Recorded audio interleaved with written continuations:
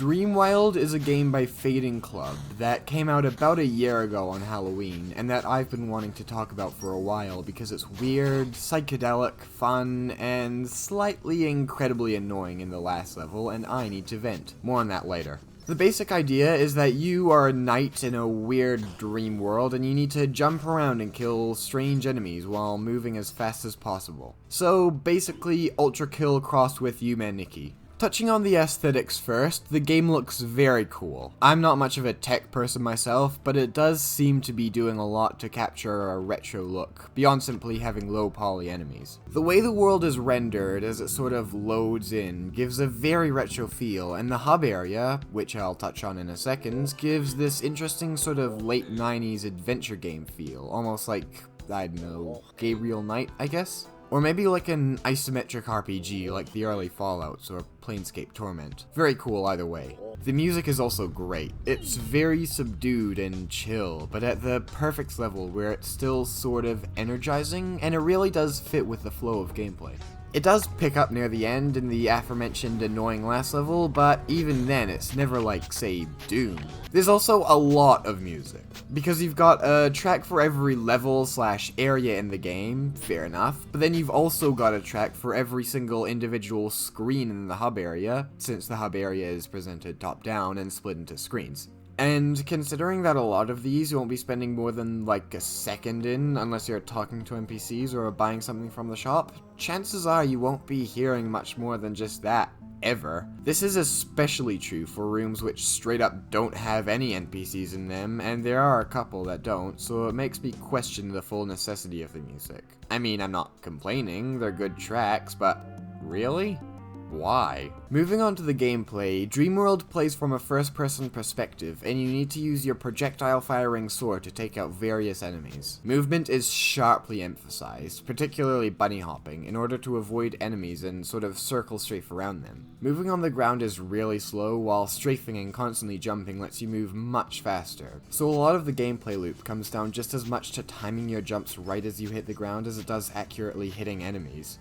This core gameplay loop is incredibly fun, and while there isn't too much of a need to go at super fast speeds, generally a few hops to reach around 60 to 80 meters per second is enough to avoid most projectiles, getting to super fast speeds is honestly just fun. It does definitely take some time to get used to, and the game can be pretty challenging at first, but once you get into the swing of things, it's great. Outside of the primary gameplay loop, however, things get a little questionable. There are 4 worlds or areas, each with its own weird name, and each with 2 types of portals scattered around it. One which leads into 1 or 2 of the other areas, depending on the area you're currently in, and one which takes you back to the hub world. You can also find keys in these randomly generated structures, which there's at most 1 of in each world, although there can sometimes be none, and once you get the 2 keys, you can go through a portal in the hub world to go to the secret final area, which takes you to the end of the game, and as I have mentioned a few times now, sucks.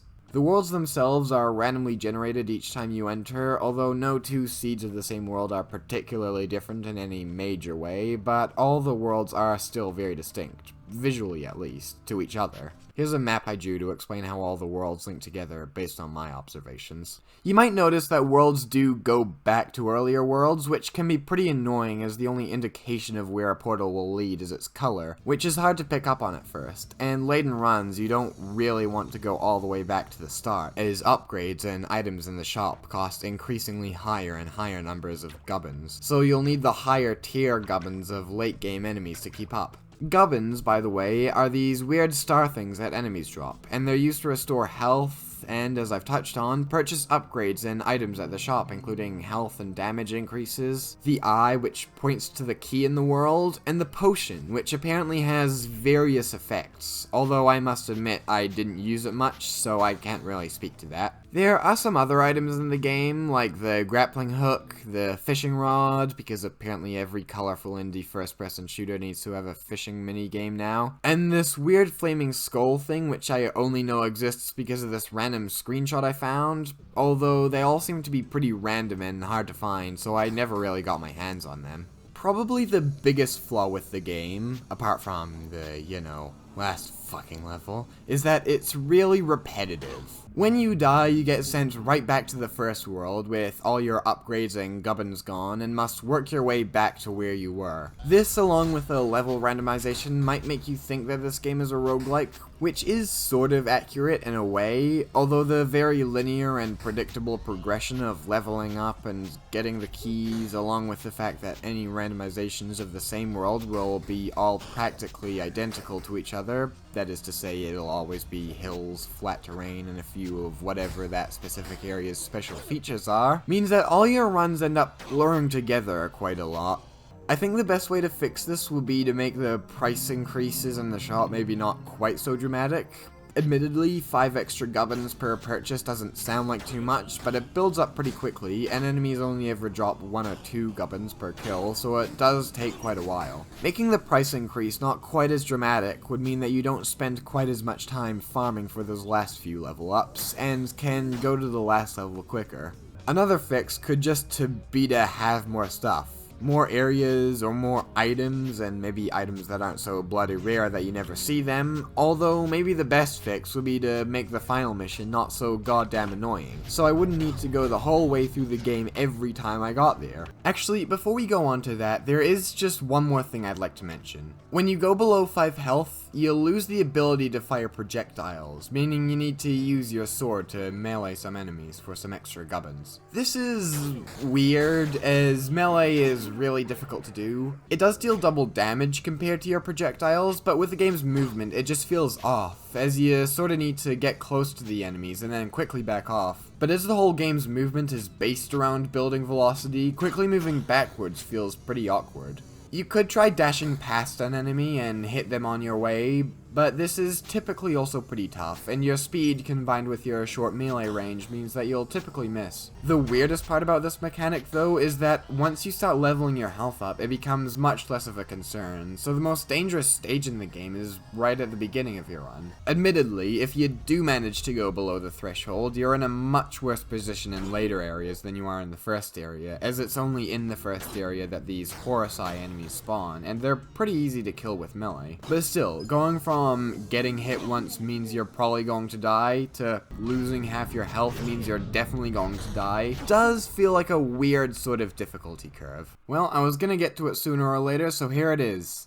The final area in the game is a dark, ominous world, populated by new, difficult enemies, along with the return of the still pretty easy Horusais, in which your goal is simply to get to the top of this tower, indicated by a beacon, as fast as possible. Now, all of this is actually pretty good, until you actually get to the tower, which first involves going around this long spiral staircase thing, fair enough, before reaching what I call the platforming section. From here, you're given 2 choices. On one side of the tower are a series of platforms with mushrooms on them, which you're expected to bounce up to the top with, and on the other are these slow-moving platforms. Now, while this whole game is based around jumping about, proper precision platforming is actually pretty difficult. As your character is always accelerating when moving, and especially while jumping, the speed that helped you so much now turns to your disadvantage. You do have pretty precise air control though, so it's not too difficult to maneuver. The really difficult part of this is these stupid bats that spawn around you and shoot projectiles at you that deal 2 damage, meaning that when you're on maxed out health, it only takes 5 shots to kill you. Although realistically, because of your ranged capabilities being taken away below 5 health and these enemies being able to fly, it really only takes 3 shots for them to guarantee your death. On top of that, these projectiles have massive knockback. Admittedly, this is actually quite a common thing for enemies to have in this game, but in most places it's fine since there's no fall damage and you're not really trying to get anywhere, and the most it does is give you some breathing room away from the enemies. Here though, it will very likely knock you all the way down to the very bottom of the tower. Also, as some of the enemies in this level are very tanky, and you generally don't have time to deal with them when you're halfway up a tower, you'll generally have an entire mosh pit waiting for you at the bottom. And because of the way enemies spawn in this game, where there doesn't seem to be an upper limit, or if there is one it's very high, and the time it takes you to kill an especially tanky enemy is generally long enough for 1 or 2 more enemies to spawn. Once you're done dealing with the enemies at the bottom, or at the very least done recovering your health, a bunch more of the flying enemies will have spawned, and now it'll be even harder to get to the top. Look, maybe it was because I was always taking the moving platforms up rather than the mushrooms, because honestly those mushrooms were way too intimidating, but maybe they were actually the easy way up. Or maybe I'm just bad at games, that's probably most likely, but this shit was hard. I did eventually beat and get to the final boss, which was alright, but still, this one enemy probably cost me like 5 hours of my life. I'll finish this video off by simply saying that, despite my criticisms, this game is pretty fun, and if you're ready for some jumping, definitely worth your time. The game's definitely not finished. There's still a lot of improvements to be made, but the dev does still seem to be pretty active, and there seems to still be quite a bit coming, and I'm excited to see where this game goes next.